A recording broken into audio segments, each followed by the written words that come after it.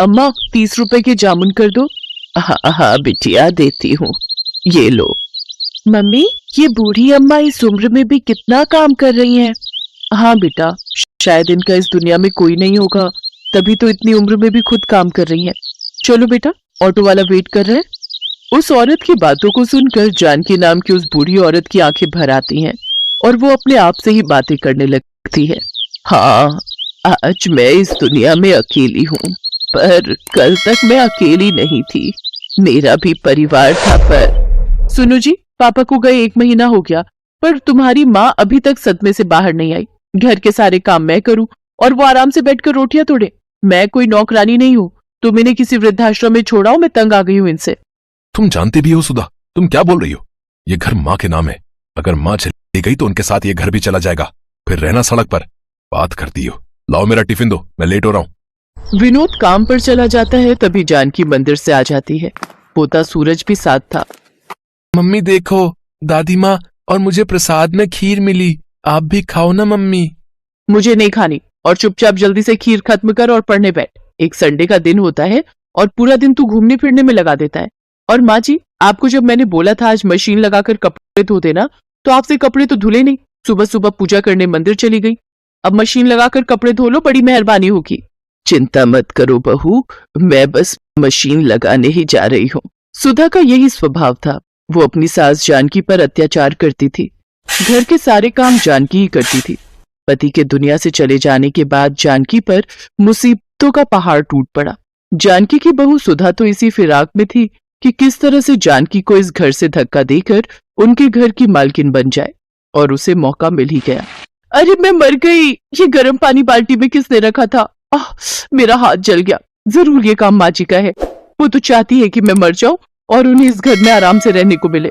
क्या हुआ सुधा, तुम्हारा हाथ कैसे जल गया? ये सब तुम्हारी माँ के कारण हुआ है। उन्होंने ही जानबूझकर बाल्टी में गर्म पानी भरकर रखा था ताकि मैं नहाने जाऊं तो मैं जल जाऊं। अब मैं इस घर में एक पल भी नहीं रहूंगी, मैं जा रही हूँ यहाँ से। माँ, आपको शर्म आनी चाहिए, आपकी वजह से आज मेरा घर परिवार टूट रहा है। आप कहीं चली क्यों नहीं जाती हो? मेरी इसमें कोई गलती नहीं विनोद बेटा, मुझे तो बहू ने ही कहा था कि उसे गर्म पानी से नहाना है, और मैंने उसे कहा भी था कि बाल्टी में गर्म पानी मैंने रख दिया है। मुझे नहीं पता कि ये बहू ऐसा क्यों कर रही है। तुम बेकार में ही मुझ पर नाराज हो रहे हो। हाँ हाँ, मैं ही झूठी हूँ, आप ही सच्ची हो। रहो अपने बेटे के साथ, सूरज स्कूल से आ जाए तो मैं उसे लेकर चली जाऊंगी। चिंता मत करो सुधा, मैं कोई ना कोई इंतजाम कल तक कर ही लूंगा, पर माँ इस घर में नहीं रहेगी। विनोद काम पर चला जाता है और सुधा अपने कमरे में जाकर सो जाती है। कुछ देर बाद सूरज स्कूल से आता है, तब वो उठती है। मम्मी दादी कहाँ हो सब? अरे मेरा राजा बेटा आ गया, चल तू बैठ, मैं तेरे लिए अभी खाना लगाती हूँ। माँ जी, खाना बन गया या नहीं? अरे ये कहाँ चली गई? मम्मी दादी कहाँ चली गई? उन्होंने मुझे बोला था आज वो मुझे पार्क में झूला झुलाने ले जाएंगी। सुधा पूरे घर में देखती है पर उसे कहीं भी जानकी नजर नहीं आती। वो विनोद को फोन मिलाती है। विनोद घर आता है। विनोद, सूरज माँ जी से मिलने के लिए रो रहा है, अब उसे कैसे समझाएं? चिंता मत करो सुधा, मैं सूरज को समझाता हूँ। सूरज बेटा रोते नहीं है, तुम्हारी दादी जी हरिद्वार गई हैं, वहां एक बहुत बड़ी पूजा होने वाली है, इसलिए उन्हें आने में थोड़ा समय लगेगा। कुछ दिनों बाद तुम्हारी दादी आ जाएंगी, ठीक है? सुधा और विनोद किसी तरह सूरज को समझा देते हैं, पर वो दोनों जानकी के बारे में कुछ भी पता करने के बारे में नहीं सोचते। जानकी सड़कों पर अकेली बेसहारा घूम रही थी। जानकी के पास जो थोड़े बहुत पैसे थे वो लेकर वो दूसरे शहर आ गई और एक झुग्गी में रहकर अपना गुजारा करने लगी। अब तो बहुत से झुग्गी वाले जानकी को जानते थे। जानकी को घर से निकले आज 10 साल हो गए। पिछले 10 सालों से जानकी अपने परिवार से दूर है, पर विनोद और सुधा ने उसे ढूंढने तक की कोशिश नहीं की। गर्मियों का सीजन आया तो जानकी ने मंडी से जामुन खरीदे और जामुन बेचने लगी।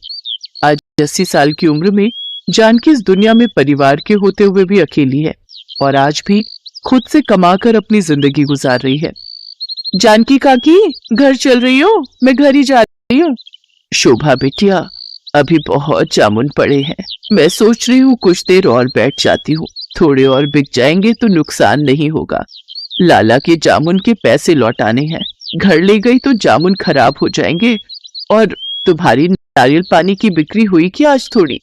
हाँ काकी, आज बाजार में घूम कर बेचे तब जाकर बिके। मैं तो कहती हूँ मुझे दे दिया करो बेचने के लिए, पर तुम मानती कहाँ हो काकी। नहीं बिटिया, तुझे भी तो अपने घर का ख्याल रखना है। तू भी तो कितनी मेहनत करती है ना। तेरे बापू की तबीयत ठीक नहीं रहती, माँ भी तो घरों में काम करती है। कम से कम तू मेहनत करके घर को चला लेती है, ये बहुत बड़ी बात है बिटिया। चिंता मत कर, मेरी बूढ़ी हड्डियों में बहुत ताकत है। जिंदगी के दुखों ने मेरे शरीर को मजबूत बना दिया है। तुमसे बहुत कुछ सीखने को मिलता है काकी। अच्छा मैं घर चलती हूँ, फिर तुम आराम से आ जाना। जानकी को जामुन बेचते रात हो गई। उसके पास अभी भी जामुन बचे हुए थे।